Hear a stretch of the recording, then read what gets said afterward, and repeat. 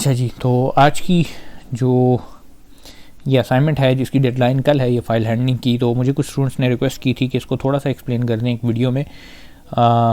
तो अगर आपको मतलब किसी चीज़ की समझ नहीं आ रही तो आप ये देख के जो है तो इसके थ्रू जो है तो वो कर सकते हैं। तो सबसे पहले तो मैं देख लेता हूँ, हमारे पास ये essay.txt की फ़ाइल है जो कि आपको दी हुई है इस पर प्रैक्टिस करने के लिए, मतलब इसको यूज़ करके जो है तो आप इस असाइनमेंट को कर सकते हैं।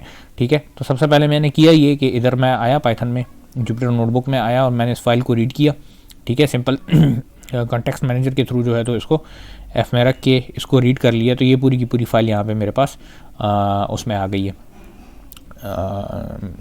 पूरी की पूरी फाइल का टेक्स्ट जो है तो मेरे पास आ गया है यहाँ पे। तो इधर मैं किसी वेरिएबल को इसको असाइन कर सकता हूँ अगर मैं यूज़ करना चाहता हूँ तो। ठीक है, तो ये चीज़ें तो हम क्लास में बार बार डिस्कस कर चुके हैं, तो इससे तो इतना कोई मसला नहीं है। अब देखते हैं कि इसके साथ हमने करना क्या है।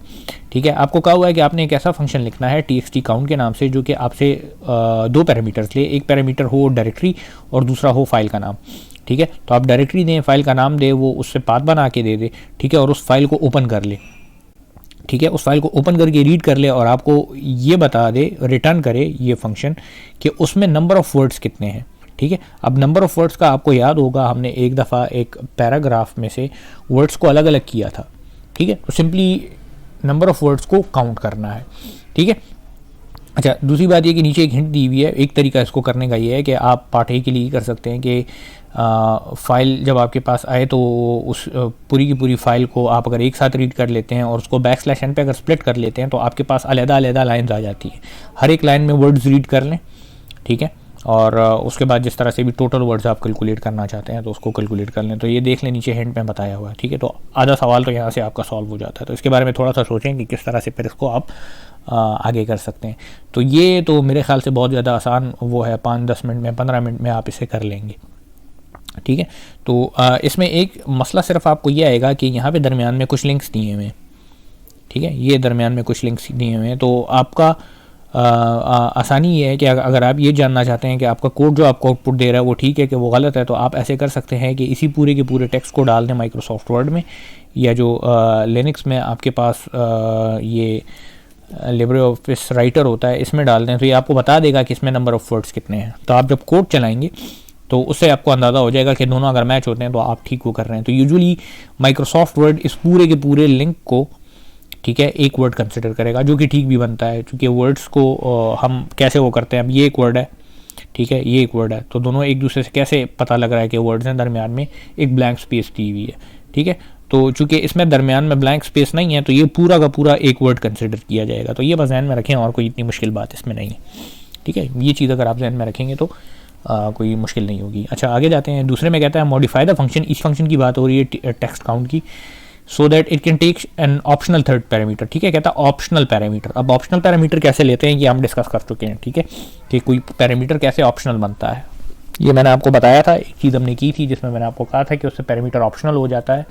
आप अगर उसे वैल्यू देते हैं तो ठीक है, अगर नहीं देते तो भी ठीक है, वो उसकी कोई अपनी पहले से वैल्यू आपने सेट की होती है वो उठा लेता है। ठीक है, तो इससे थोड़ा बहुत आइडिया आपको हो जाएगा। तो ऑप्शनल पैरामीटर होना चाहिए, ये बहुत ज़रूरी है।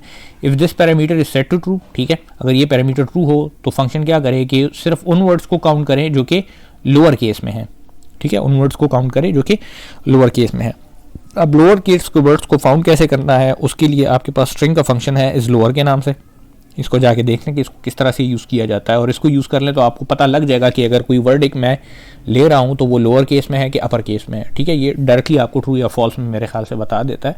ठीक है, तो सिर्फ डिफरेंस ये है कि ऊपर टोटल तमाम के तमाम वर्ड्स का बता रहा था, अब यहाँ पे बताएगा कि लोअर केस के वर्ड्स कौन से हैं। ठीक है, तो अगर आप एक वर्ड डिटेक्ट करते हैं और उसको काउंट कर रहे हैं तो पहले चेक करेंगे कि वो लोअर केस में है कि नहीं। अगर लोअर केस में होगा तो तब काउंट करेंगे, वरना तो नहीं करेंगे। सिंपल सी बात।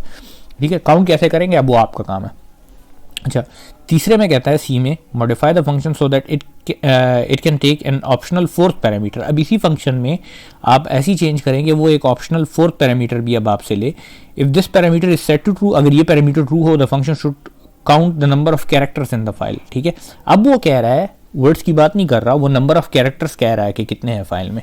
तो नंबर ऑफ कैरेक्टर फिर तमाम के तमाम कैरेक्टर्स हो जाएंगे, उसमें ब्लैंक स्पेसेस भी आ जाएंगी, आपके पास स्पेशल कैरेक्टर्स भी काउंट होंगे, और उसमें आपके पास अगर कहीं पे \n का कैरेक्टर है, सारा कुछ काउंट होता रहेगा। ठीक है, तो यहाँ पे देखें ये W काउंट हो रहा है।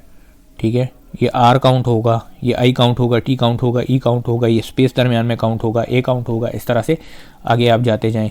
ठीक है, तो ये पूरी की पूरी फाइल में टोटल नंबर ऑफ़ कैरेक्टर्स कितने हैं इसको जो है तो आप काउंट करके वो कर सकते हैं। अच्छा, इसमें भी कोई मसला नहीं होना चाहिए आप लोगों को, क्योंकि ये भी इस तरह की भी एक चीज़ जो है तो मैं एक दफ़ा आपको करा चुका हूँ। ठीक है, तो कोई इशू आपको इसमें नहीं होना चाहिए। नंबर ऑफ़ कैरेक्टर्स का बस सिर्फ आपको पता होना चाहिए कि उसका क्या मतलब है, क्योंकि ये पूरी की पूरी जो ऊपर से नीचे तक आपको ये पूरी फाइल से जब आप रीड कर रहे हैं, ठीक है, तो इसमें टोटल कैरेक्टर्स कितने हैं वो आपने काउंट करने, इंडिविजुअल कैरेक्टर्स, अब वर्ड्स की बात नहीं हो रही। अच्छा, आप यहाँ पे कह रहा है इधर थोड़ी सी राइटिंग में गलती है, इधर लिखा हुआ राइट अ थर्ड फंक्शन। ठीक है, तो ये बेसिकली थर्ड फंक्शन नहीं है। अगर ऊपर से हम नीचे तक आएँ तो ये चौथा फंक्शन बनता है, या ऊपर से नीचे तक तो हम ये सी तक एक ही फंक्शन को मॉडिफाई कर रहे थे, तो टेक्निकली ये बनता सेकंड फंक्शन है। तो यहाँ पे राइटिंग में थोड़ा सा मसला है।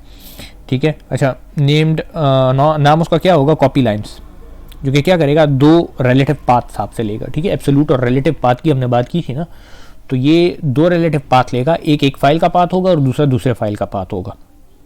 ठीक है, तो क्या कह रहा है, 1 फॉर द इनपुट फाइल, मतलब अगर फ़र्ज़ करें इनपुट फाइल में मैं इसे ये essay.txt का पाथ दे दूँ और आउटपुट फाइल में लेट से मैं किसी और फाइल का पाथ दे दूँ। मतलब फॉर एग्जांपल इसे मैं ऐसे लिखता हूँ ना कि मैं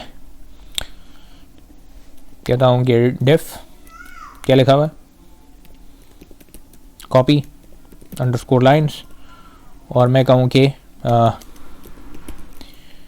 इनपुट अंडरस्कोर पाथ और आउटपुट अंडरस्कोर पाथ। ठीक है, तो दो पाथ्स हो गए मेरे पास। मैं इस फंक्शन को जब कॉल करूँगा, इसके अंदर जो भी लिखते हैं, ठीक है, इसके अंदर कुछ भी लिखा हो वो तो कोड आप खुद करेंगे।